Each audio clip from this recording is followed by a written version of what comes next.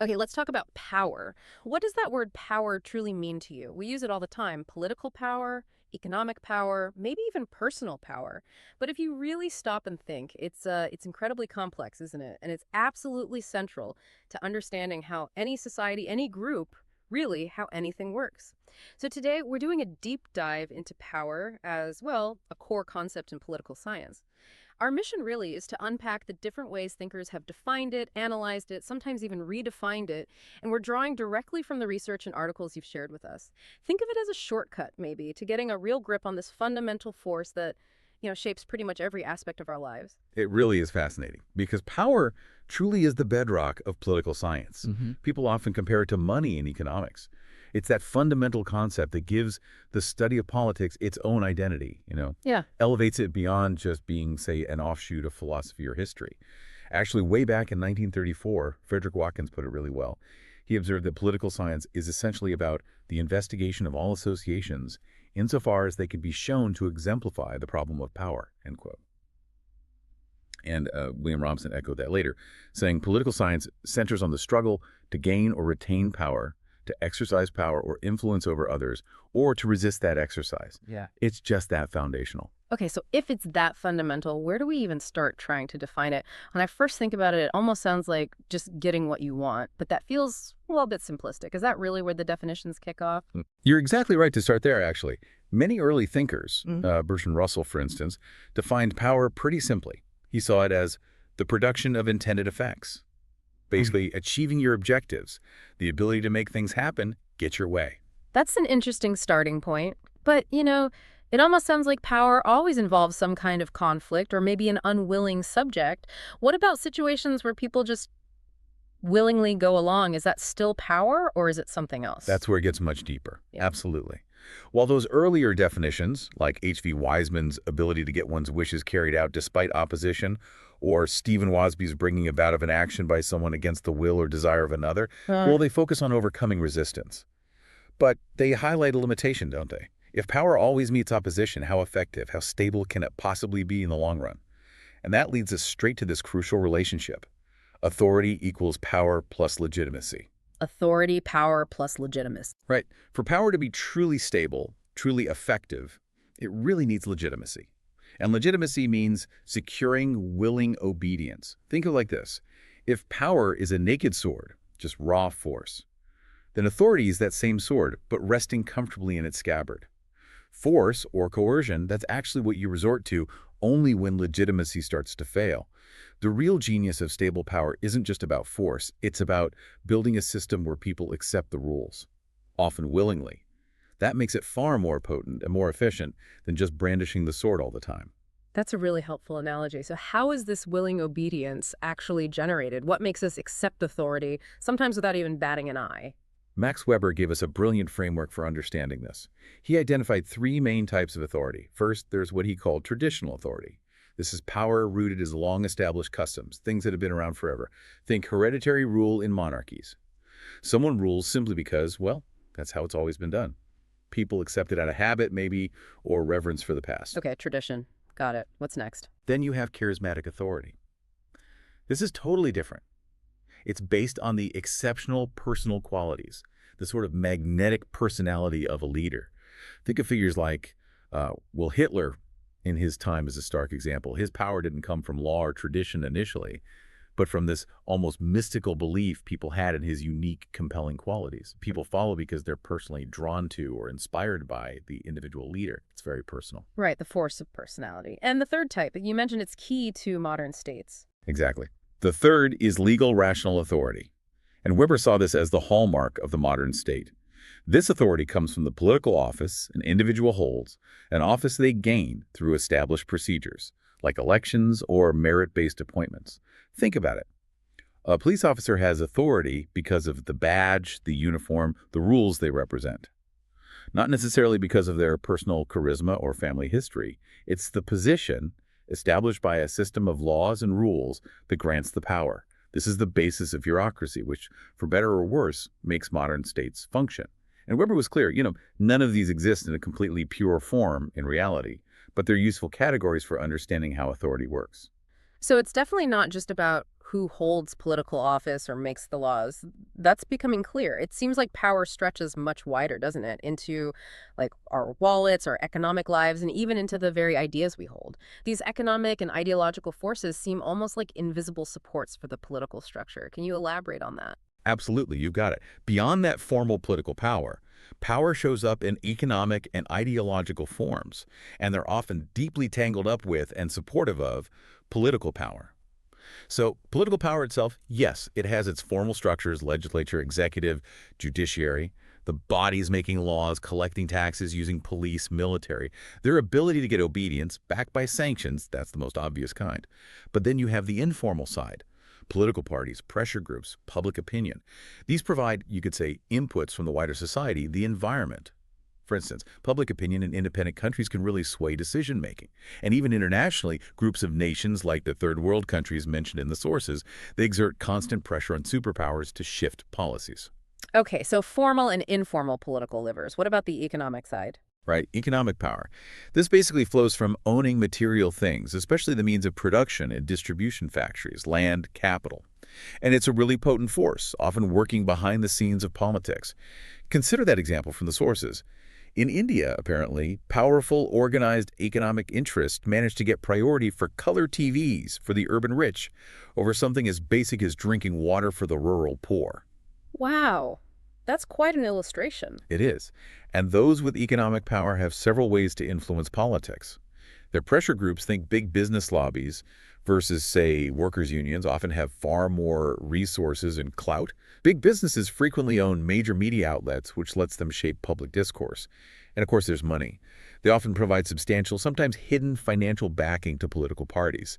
This can lead to a situation where politicians might, talk a good game for the public, but secretly protect their financiers' interests. It's that dual game. Okay, politics, economics, and then the ideological. You said that might be the most subtle. It often is. Ideological power. This is about shaping beliefs, values, and norms to justify the existing social order. It provides that crucial legitimacy, often without any overt force being needed. Joseph Dunner defined ideology as a systematic set of arguments and beliefs used to justify an existing or desired social order. End quote. And this links back to Gramsci's concept of hegemony. Remember that. Power that's so deeply embedded, so taken for granted, it feels like common sense. You rarely question it. It's not about forcing people, but about making certain ideas or values seem completely natural, even if they mainly benefit a particular group. Think about institutions like the family, schools, the media. Gramsci saw these as key sites where civil society subtly teaches you to consent to the way things are, often without you even noticing. Marx and Engels famously said, the ideas of the ruling class are in every epoch the ruling ideas. It's about controlling not just behavior, but perception, how we see the world. Right. So power starts to look like it explains almost everything, political, economic, ideological. It's seemingly everywhere. But sometimes, and when a concept tries to explain everything, it can risk explaining nothing very specifically. Are there drawbacks or criticisms to seeing everything through this lens of power? That's a really important point. Yes, there are critiques. One major one is simply a lack of precision. Vernon van Dijk pointed out that power can describe anything from tacitly accepted rules of politeness to the possession of spaceships. That huge range makes it really hard to classify and analyze systematically. It's just too broad. It becomes a bit fuzzy. Exactly. Another critique is that focusing only on power might make us overlook other crucial human motivations. People strive for love, knowledge, art, community, not just domination or control. The power motive isn't the only motive. And finally, not every single struggle for power is political in the way political science means it. Actors competing for roles or businesses competing for market share that involves power dynamics, sure. But politics specifically, it's about power over public affairs. It's about accessing positions that allow you to make binding decisions about how public goods are allocated, how society is run. It's not just any competition. Okay, that helps clarify the scope. This whole discussion shows how power isn't some fixed thing, but it shifts, it evolves. And that really comes through when we ask the next big question: who really holds the power? This brings us to some major debates, different ways of seeing where power actually sits in society. You've pulled out 4 key perspectives from our sources on this, right? Yes, these 4 offer really distinct ways to answer that fundamental question. Who's actually pulling the strings? In society, in your workplace, maybe even closer to home. So first, there's the class perspective. This comes mainly from Marxist thought. It sees power as fundamentally rooted in economic ownership. It argues there's a basic division between the haves, those who own the means of production, and the have-nots. History, from this view, is essentially a story of class struggle. Remember the Communist Manifesto. The history of all hitherto existing society is the history of class struggles. Oh. Again, Gramsci's idea of hegemony adds nuance here. It's not just brute economic force, it's also about the dominant class achieving a kind of spiritual and cultural supremacy, making their rule seem natural. Okay, so class based on economics was the second view. Second is elite theory. This perspective agrees society is divided, but not just by economics. It sees a division between a dominant elite and the masses, based more on competence, organization, or aptitude. Think of Vilfredo Pareto's idea of the circulation of elites. He saw history as elites rising and falling, with different types like lions, who are forceful maintainers, and foxes, who are cunning innovators succeeding each other. Gaetano Mosca emphasized the elite's superior capacity of organization, which allows them to rule the inherently unorganized majority. And then Robert Mises proposed his challenging iron law of oligarchy. He argued that any organization, no matter how democratic it starts out, inevitably becomes ruled by a small few, an oligarchy. It's almost unavoidable, he thought. That's a pretty pessimistic view of democracy. It is. And in a more modern context, C. Wright Mills talked about the power elite in mid-20th century America. He saw it as an interlocking group of top leaders from industry, the military, and politics who really ran the show. Okay, class elites. What's the third perspective? The third lens is the gender perspective, mainly articulated through feminist theory. This focuses on the fundamental societal division between men, seen as dominant, and women, seen as dependent. It revolves around the concept of patriarchy, a system of universal male domination. Friedrich Engels, Marx's collaborator, actually called the rise of monogamy and private property the world historic defeat of the female sex. This perspective analyzes how men exercise power through social structures related to reproduction, the threat or use of violence, sexuality, and even the culture of work. And the economic aspect is stark. That 1980 UN report mentioned in the sources found women perform 2/3 of the world's work hours, but receive only 1/10 of the world's income. Think about that gap. That's staggering. It really is. So the women's liberation movement arose to demand truly equal treatment, challenging sexism in language, pushing for legislative changes like various acts passed in India to protect women's dignity and ensure equal rights and opportunities. It's a broad challenge to patriarchal power structures. Class, elites, gender. What's the fourth view? Finally, we have the group perspective, often called pluralist theory. This view is quite different. It argues that power isn't concentrated in one class or elite, but it's actually dispersed among many different competing autonomous social groups, workers, farmers, business owners, environmental groups, you name it. These groups, the theory goes, tend to balance each other out. Alexis de Tocqueville, observing America early on, noted how these kinds of intermediary groups help preserve democracy by preventing tyranny of the majority or the state. Robert Dahl developed this into his polyarchy model, where he saw modern democracies not as ruled by elites, but as systems where many groups compete, and the government acts more like an honest broker mediating between them. So a more optimistic take on power distribution. Initially, yes, but pluralism has its critics too. Some point out it can overlook important issues where maybe no decisions get made because powerful groups prevent them from even being discussed. Or it might ignore inequalities within the groups themselves. Interestingly, even some key pluralists like Charles Lindblom and Dahl himself later on kind of modified their views. They acknowledged what they called the privileged position of business in capitalist societies and argued for measures to redistribute power more evenly to address these imbalances. Wow. Okay, those four perspectives give us a lot to think about regarding who holds power.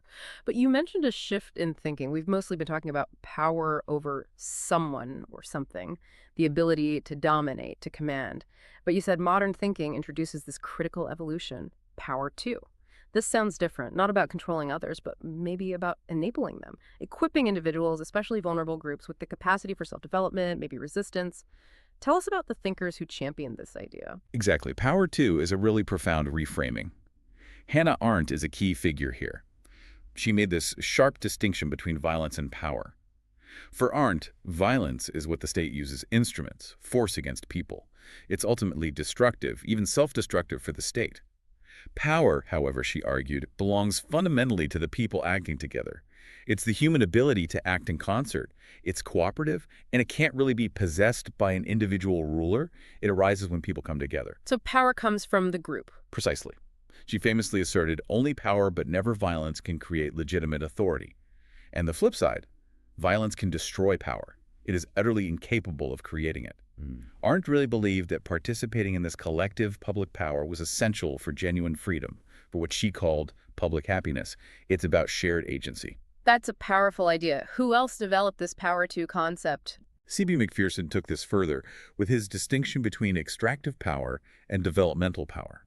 Extractive power is basically the power over, we've been discussing, like landowners or capitalists benefiting from the labor of others. They extract value or energy. But developmental power is entirely different. It's about a person's ability to use and develop their own capacities, rational understanding, moral judgment, creativity for goals they set themselves. It's about fostering what he called truly human capacities. So enabling potential. Yes, and Macpherson argued that the main obstacles to this developmental power, like lacking the basic means of life or lacking access to the tools of one's labor, couldn't be fully overcome within a purely market-driven society. He suggested we need a combination of strong civil liberties and a more socialist mode of production to really unlock what he called creative freedom for everyone, not just a few. Interesting. And you mentioned Gandhi. How does he fit in? Mahatma Gandhi offers a really potent version of power to the people, especially through his concept of Swaraj, meaning self-rule or self-governance. He defined it quite specifically. Real Swaraj will come not by the acquisition of authority by a few, but by the acquisition of the capacity by all to resist authority when it is abused. Ah, the capacity to resist. Exactly. It frames power from the perspective of the governed. It's a moral power, the power to challenge, to non-violently resist, to exert pressure from below. It's like speaking truth to power. It's about empowering everyone with the ability and the courage to stand up and ensure that rulers don't gain absolute unchecked control. It's power rooted in conscience and collective will. What an incredible journey we've taken. This deep dive really shows that power is so much more than just brute force or simple command. It's evolved in our understanding from that raw ability to dominate into this incredibly complex, nuanced interplay of legitimacy, different social forms, economic, ideological, and ultimately even this capacity for collective action and individual self-realization. Power too. It truly is multifaceted. So maybe the thought to leave you with is this. Consider how these different ways of understanding power challenge your own assumptions. Who do you think holds power in your community, in your country, maybe even in your own personal relationships? And crucially, how might focusing more on power too, that capacity for self-development, for collective action, for resistance when needed, how might that reshape how you approach societal problems or even your own goals? What does it truly mean to be powerful?